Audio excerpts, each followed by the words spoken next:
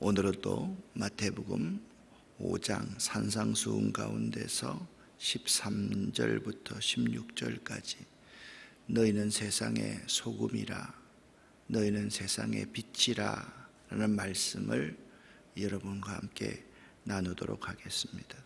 오늘도요, 하나님의 말씀은 성경을 강해해 가면서 서로 합독하도록 하겠습니다. 마태복음 5장부터 7장까지는 예수님의 산상설교입니다. 산상수훈이라 그렇게 말하죠. 이 설교는요, 하나님 나라의 실제적인 삶에 대한 완전한 윤리의 대강령입니다. 그러니까 예수의 제자라고 하면, 그리스도인이라고 하면 사실 5장부터 7장까지의 내용을 우리 머릿속에 다 넣어두면서 하나님 나라의 삶이라는 게 어떤 건가, 하나님 나라의 삶을 어떻게 우리 삶에서 구현할 건가, 그 점을 계속해서 고민하고 체크해 보아야 될 내용입니다. 율법의 근본 목적이 무엇입니까? 하나님 나라의 삶에 대한 표준을 제시하는 것이 율법 아닙니까? 하나님 나라의 삶에 대한 표준을 우리 삶에 그대로 드러내는 것이 뭐냐 하면 사랑입니다. 사랑. 그러니까 하나님 나라를 구현하는 방법은 예수가 이 땅에서 행했던 그 사랑의 삶이 하나님 나라를 이 땅에 확장시키는 가장 중요한 요소다. 그 점을 마태는 마태 공동체에게 하고 싶고 교육하고 싶은 거죠. 말씀드렸듯이 오늘은 예수의 제자들이라면 세상의 빛과 소금의 역할을 해야 된다라는 5장 13절부터 16절까지의 말씀을 여러분과 함께 나누어 보도록 하겠습니다. 13절부터 16절을 함께 합독하겠습니다. 너희는 세상의 소금이니 소금이 만일 그 맛을 잃으면 무엇으로 짜게 하리요? 후에는 아무 쓸데없어 다만 밖에 버려져 사람에게 밟힐 뿐이니라. 너희는 세상의 빛이라. 산 위에 있는 동네가 숨겨지지 못할 것이요, 사람이 등불을 켜서 말 아래 두지 아니하고 등경 위에 두나니 이러므로 집안 모든 사람에게 빛이 너니라. 이같이 너의 빛이 사람 앞에 비치게 하여 그들로 너희 착한 행실을 보고 하늘에 계신 너희 아버지께 영광을 돌리게 하라. 아멘. 여기 두 가지의 말씀을 하고 있습니다. 너희는 세상의 소금이다. 그리고 너희는 세상의 빛이라. 두 가지의 말씀을 하고 있습니다. 예수님께서 산 위에 올라가서 자기에게 나온 모든 제자들에게 너희는 세상의 소금이다, 너희는 세상의 빛이다 라고 그렇게 말씀하셨습니다. 소금은요, 맛을 내야 하고 빛은 밝게 하는 사명이 있습니다. 이 두 가지를 종합해 볼 때 우리 그리스도인들에게는 하나님 나라의 시민으로서 마땅한 의무와 사명이 있다. 우리 그리스도인들, 예수의 제자들은 맛을 내야 하고 세상을 밝게 하는 역할을 해야만 한다라는 점입니다. 첫째는 그리스도인에게는 하나님의 복음을 전해야 할 사명과 행동으로 하나님의 나라를 세상에 보여줘야 할 책임이 우리에게 있다.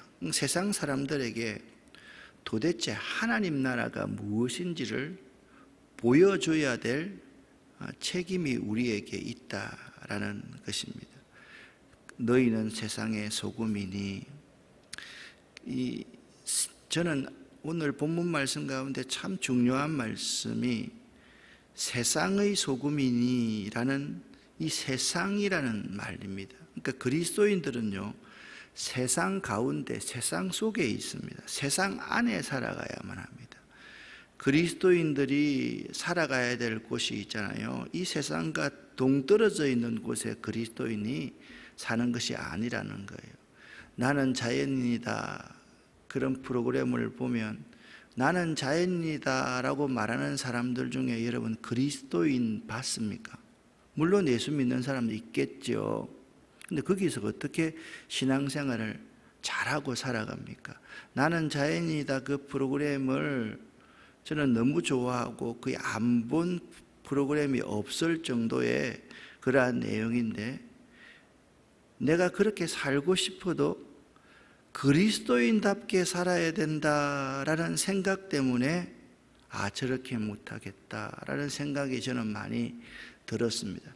그래서 이 중소도시에서 나는 자연이다처럼 살아갈 수 없을까라는 생각들을 저는 많이 하고 있습니다.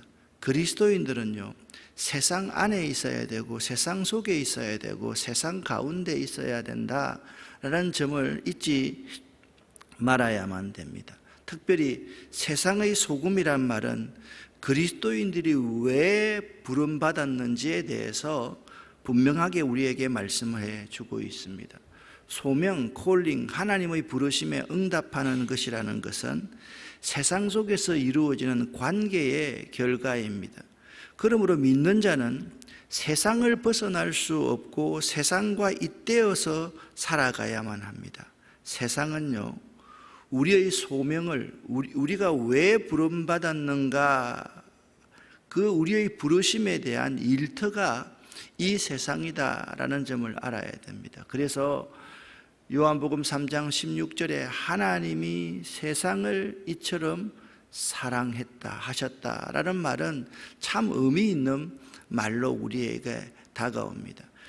자꾸 우리는 성경을 이렇게 보면서 이분법적으로 해석해서 세상을 사랑해서는 안 된다, 그 세상이라는 것이 우리와 적대적인 관계로 그렇게 묘사할 때가 참 많이 있는데, 세상은 우리가 사랑해야 될 우리의 일터이다는 사실을 알아야만 하는 것입니다. 세상을 벗어나면 믿는 자의 소명을 이룰 수 없기 때문에 그렇습니다. 그리스도인이 그리스도인다움을 보여줄 수 있는 것은 세상에 있을 때, 세상 속에 있을 때, 세상 안에 있을 때, 세상 가운데에서 그리스도인임을 밝히 드러낼 수 있다라는 것입니다. 세상은요, 고난과 불행의 제공처가 아닙니다. 세상은 하나님의 뜻을 이루어가는 그리스도인의 일터입니다. 그러므로 세상 속에서 그리스도인으로 살아가야만 합니다. 지금까지 우리 교회와 교인들의 잘못은 뭐냐 하면 우리끼리만 이렇게 살아왔습니다. 저는 되도록이면 교회가 관리하기 위해서 교구, 구역, 남선교회, 여선교회 막 조직해가지고 교회 안에서 교인들끼리만 이런 표현을 해서 죄송합니다, 그냥 뱅글뱅글 자꾸 돌리려고 하는 이러한 사고가 참 현대에 잘못되었다. 교회는 그리스도인으로서 훈련시켜서 세상 속으로 나아갈 수 있어야만 된다.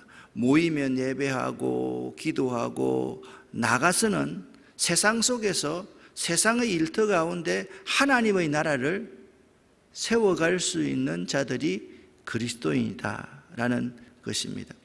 두 번째는 그리스도인은요, 맛과 빛을 나타내어 많은 사람들에게 그 맛을 느끼며 그 빛 아래에서 밝은 삶을 살 수 있도록 인도해야만 합니다.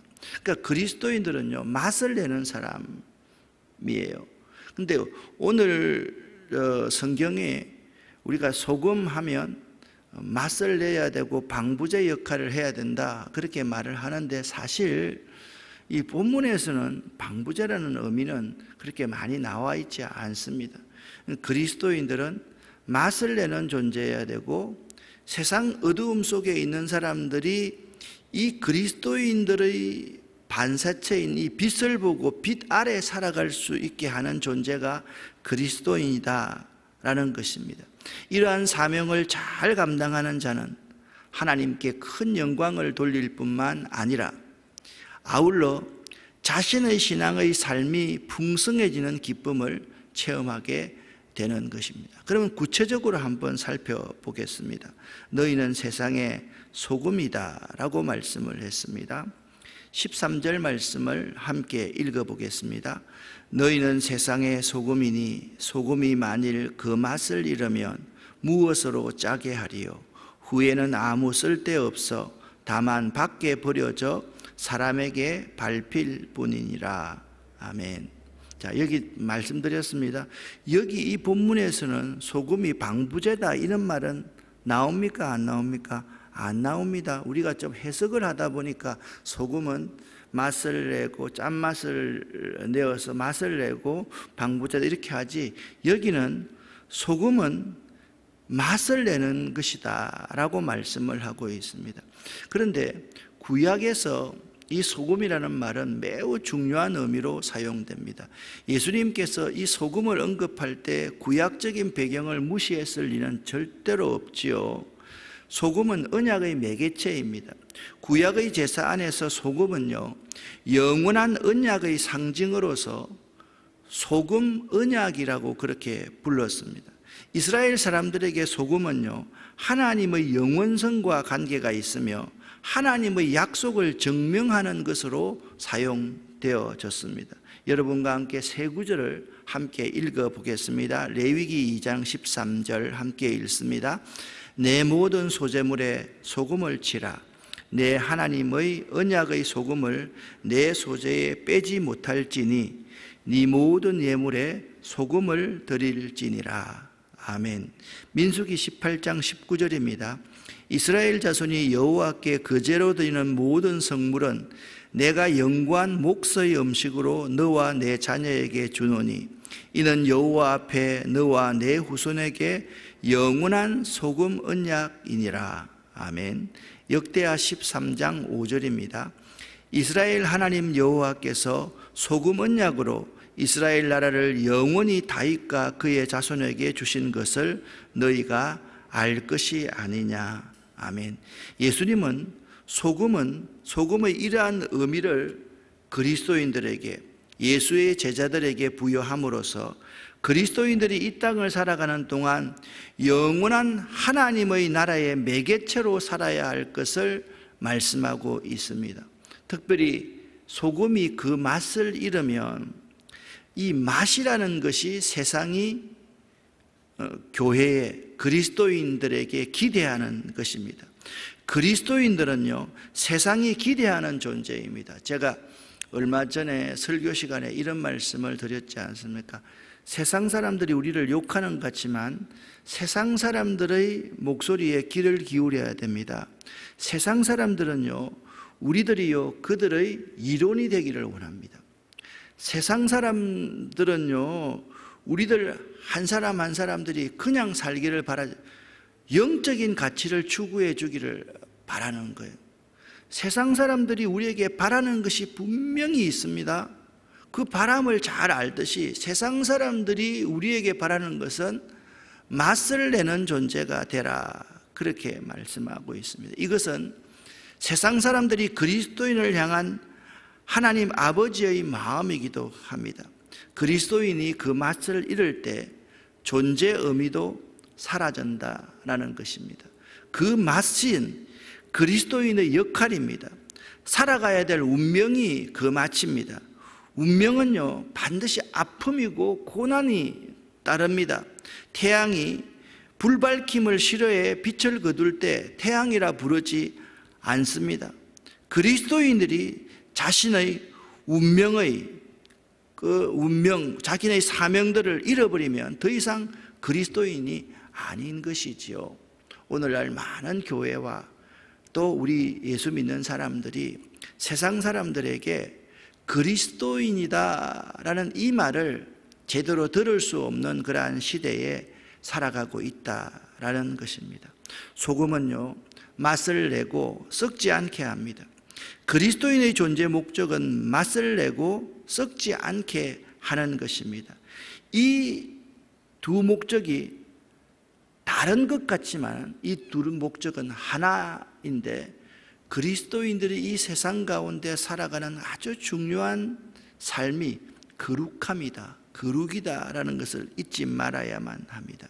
거룩은요, 하나님 말씀에 주목하고 하나님 말씀에 순종할 때 이 거룩한 삶을 살 수 있는데요, 거룩한 삶을 살아가는, 사랑을 담고 살아가는 그리스도인들이 세상에 맛을 내고 세상을 부패하지 않게 만든다라는 점을 알아야만 합니다.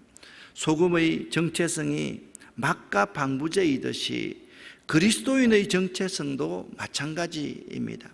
맛을 내려면 우리가 말씀에 붙들린 바 되는 삶을 살아야 되고, 말씀에 순종하는 거룩한 삶을 살지 않으면 안 됩니다. 그러니까 여러분, 우리가 맛을 내는 삶을 살려고 하면 이 하나님의 말씀, 이 하나님의 말씀에 주목해야만 됩니다.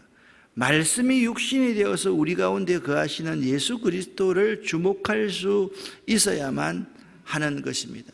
이 세상에 가장 큰 영향력을 끼칠 수 있는 단어가 거룩이며 사랑이라는 사실을 우리는 잊지 말아야만 하는 것입니다. 그리스도인들은요, 다른 목적을 위해서 부름받은 존재가 아닙니다. 만약 우리 그리스도인들의 부름받은 이유가 소유, 많이 돈 벌어서 남에게 나누어 주기 위해서 그리스도인들이 부름을 받았다라고 한다면 방향을 잘못 잡아도 한참 잘못 잡았습니다. 그러면 여러분 가운데 이런 질문을 할 사람이 있어요. 돈이 있어야 선교할 것 아닙니까? 여러분, 돈이 있어야 선교할 것 아닙니까? 맞는 말 같지만 사실 우리는 믿음이 있어야지, 거룩함이 있어야지, 사랑이 있어야지 선교할 수 있습니다 라는 점이 더 본질을 쫓아가는 삶이라는 겁니다. 오늘날 교회가 매우 어렵습니다. 교회가 자립해야 됩니다. 그 말은 교회가 돈벌이를 해야 된다는 것이 아니라 교회가 다른 사람에게 손을 버리지 않고 스스로 거룩한 삶을 살아갈 수 있도록 최선의 노력을 다하고 준비를 해야 된다는 말이지, 돈이 없으면 교회가 안 된다라는 의미가 아니라는 것입니다. 그러므로 그리스도인의 정체성은 거룩함에 있다라는 것을 잊지 말아야만 합니다. 그리스도인들이 부름받은 이유를 상실한다면 그 결과는 이렇습니다. 13절 하반절 말씀을 제가 읽어보겠습니다. 소금이 만일 그 맛을 잃으면 후에는 쓸데없어 다만 밖에 버려져 사람에게 밟힐 뿐이니라. 아멘. 여러분, 오늘날 사람들에게 짓밟힌 삶을 사는 것은 알고 보면 세상 사람들이 나빠서 그런 것이 아니라 소금의 역할을 해야 될 우리 그리스도인들이 그 맛을, 세상이 요구하는 그 맛을 잃어버렸기 때문임을 알아야만 합니다. 전염병이 올 수 있습니다. 전염병에 다 그리스도인이나 비그리스도인이나 다 감염이 될 수 있습니다. 그때 그리스도인들이 먼저 자꾸 도망치려고 하는 것이 아니라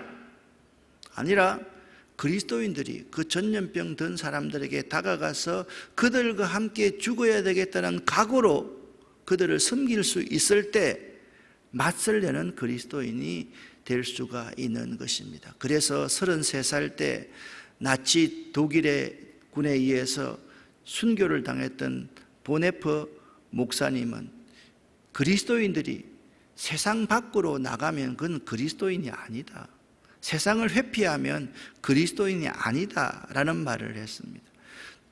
세 번째는 너희는 세상의 빛이다라는 말입니다. 14절부터 16절까지를 다시 한번 읽어보겠습니다. 너희는 세상의 빛이라. 산 위에 있는 동네가 숨겨지지 못할 것이요 사람이 등불을 켜서 말 아래 두지 아니하고 등경 위에 두나니 이러므로 집안 모든 사람에게 비치느니라. 이같이 너희의 빛이 사람 앞에 비치게 하여 그들로 너희 착한 행실을 보고 하늘에 계신 너희 아버지께 영광을 돌리게 하라. 아멘. 말씀드렸듯이 빛은 밝히는 것입니다. 빛은요, 모함과 불투명함을 벗겨내고 모든 물건의 존재 여부를 드러냅니다. 빛이 있으므로 모든 사물에 존재 의미를 부여받습니다. 같이 보이고 길이 보이고 먹이도 보이고 상대편의 얼굴도 보이는 것은 빛이 있기 때문입니다. 생활의 기반, 타자에 대한 인식 등 모든 삶의 정황은 빛 아래에서만 가능함을 알아야만 합니다. 그리스도인이 없는 세상은 빛이 없는 세상처럼 어둡습니다. 그들의 존재의 목적과 존재 자체도 알지 못한 채 살아가게 됩니다. 빛은 인도하고 빛은 구명하고 빛은 생명입니다. 그러니까 이 세상 가운데 가장 중요한 존재가 예수 그리스도이고, 예수 그리스도를 믿는 예수의 제자 그리스도인이 매우 중요하다라는 사실입니다. 그리스도인이 없는 세상은 빛이 없는 세상처럼 어두울 수밖에 없다라는 사명을 가지면 나나 세상 사람들이나 똑같은 본능을 가지고 있다, 이게 아닙니다. 그리스도인은 세상 속에서 빛을 발하는 삶을 살아야 합니다. 물론 그 빛이 우리가 발광체가 아니고 예수 그리스도의 그 본질을 받아서 비추는 반사체로 살아가는 자이지만, 이 그리스도인들은 이 세상 가운데 매우 중요하다라는 사실을 알아야만 합니다. 그런 의미에서 그리스도인이 25%다, 그리스도인이 35%다, 이게 중요한 것이 아닙니다.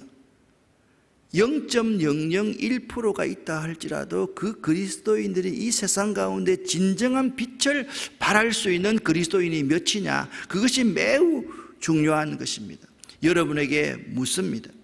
그리스도인 없는 세상은 빛이 없는 세상처럼 어둡다고 말씀을 드렸습니다. 그러면 여러분이 없는 이 세상을 한번 상상해 보셨나요? 여러분 가정에 그리스도인으로서 예수의 제자로서 새벽 기도하는 여러분이 없는 가정을 한번 상상해 보셨나요? 내가 얼마나 우리 가정에서 우리 이웃에게 매우 중요한 존재인지, 우리 회사에 얼마나 중요한 존재인지 한번 생각해 보셨나요? 내가 없으면 그 공동체가 의미가 없다라고 생각하는 그런 소명감, 그런 사명감을 가지고 우리가 살아가야만 할 것입니다. 그리스도인들은 하나님을 드러내는 자로서의 삶의 목적을 갖게 됩니다. 그런 의미에서 그리스도인들은 빛의 삶, 그 빛의 삶이라는 것은 하나님을 나를 통해서 드러내는 삶이라는 점을 잊지 말아야만 합니다. 빛이기에 어둠이 없어야만 합니다. 어두운 빛은 존재하지 않습니다. 우리 한 사람 한 사람들이 빛의 삶, 하나님을 드러내고 그리스도를 드러내는 삶을 살아내어야만 합니다. 그러므로 그리스도인들은요, 하나님을 드러내는 삶을 사는 자로서 삶의 목적을 갖게 됩니다. 그런 의미에서 그리스도인들은 빛의 삶을 사는 사람들이다 라고 말할 수 있는 것입니다. 세상이 어둡지 않으면 빛이 필요 없습니다. 세상이 썩어 있지 않으면 소금도 필요 없습니다. 그리스도인들은 부패하고 어두운 세상 속에서 자신을 소멸함으로 생명을 부여하는 역설적인 존재로 살아가는 자들이야만 합니다. 16절 말씀을 여러분과 제가 함께 읽어보겠습니다. 이같이 너의 빛이 사람 앞에 비치게 하여 그들로 너의 착한 행실을 보고 하늘에 계신 너의 아버지께 영광을 돌리게 하라. 아멘. 이같이 너의 빛을 세상에 비추어서 너의 착한 행실을 보고 그들이 하나님께 영광을 돌리게 하라. 예수의 제자들이 보여주어야 하는 것은 착한 행실입니다. 어떤 사람은 이렇게 말합니다. 이 착한 행실은 세상의 윤리와 도덕은 상관없다고 이야기합니다. 아닙니다, 여러분. 착한 행실은 그리스도를 드러내는 것인데, 그리스도를 드러내는 것은 반드시 사랑을 담지하고 있기 때문에 착한 행실은 윤리와 도덕과 밀접한 관련이 있다는 사실을 알아야만 하는 것입니다. 착한 행실은요, 진리를 행하는 거룩한 삶입니다. 진리는 볼 수 없지 않습니까? 그런데 삶으로 살아가 예수님을 드러낼 때 진리가 그들에게 보여지게 되는 것입니다. 사람들이 진리를 보게 하기 위해서는 진리로 살아내는 그리스도인들이 있어야만 합니다. 오늘 새벽에 여러분에게 꼭 부탁하고 싶은 말씀이 이 말씀입니다. 진리로 살아내는 그리스도인들이 되어야만 한다. 사랑하는 여러분, 여러분은 삶을 통해 진리이신 예수 그리스도를 드러내어 보여지게 하였습니까? 지금까지 여러분은 진리로 삶을 살아내는 그리스도인이었습니까? 한번 생각해 볼 수 있기를 바랍니다. 오늘 이 말씀을 준비하면서 참 이 설교를 듣는 우리 교인들 한 분 한 분들이 참 마음이 무겁겠다라는 생각을 했습니다. 그런데 마음이 무거울 겁니다. 이렇게 살기가 쉽지 않기 때문에 그렇습니다. 역설적 존재로 살아가는 것이 그렇게 쉽지 않습니다. 나를 녹이고 나를 죽여야지 바로 이런 삶을 살아낼 수 있기 때문에 그렇습니다. 그런데 그렇게 살아야 될 이유가 바로 여기에 있습니다. 하나님께 영광을 돌리게 하라. 세상 사람들은 그리스도인을 통해 예수를 보고 하나님을 봅니다. 그리고 하나님께 영광을 돌리게 되는 것입니다. 저는 기독교 교육학을 전공했다고 말씀을 드렸지 않습니까? 어느 날 제가 목회하는 교회에 교육 목사를 하고 있을 때 우리 어린아이 하나가 저한테 와가지고 손가락질을 하면서 저거 하나님이다 그렇게 말을 했습니다. 정말 그때 그냥 머리카락이 쭈삣쭈삣 서는 것 같았습니다. 어린 아이들에게 보여지는 목회자의 삶, 그 삶이 어떠해야 되는가? 세상 사람들에게 보여지는 그리스도의 제자들의 삶이 어떠해야 되는지를 우리는 잘 알아야만 합니다. 나를 통해서 예수가 보여져야만 합니다. 나를 통해서 하나님이 보여져야만 합니다. 나를 통해서 하나님 나라가 보여져야 되고 나를 통해서 사랑이 무엇인지가 보여져야만 한다라는 점을 잊지 마시기를 바랍니다. 오늘 말씀을 처음부터 끝까지 쉬운 성경으로 함께 읽어보겠습니다. 너희는 세상의 소금이다. 만일 소금이 그 맛을 잃으면 무엇으로 짠맛을 내겠느냐? 맛을 잃은 소금은 아무 쓸모가 없게 되어 밖에 버려져 사람들에게 밟힐 뿐이다. 너희는 세상의 빛이다.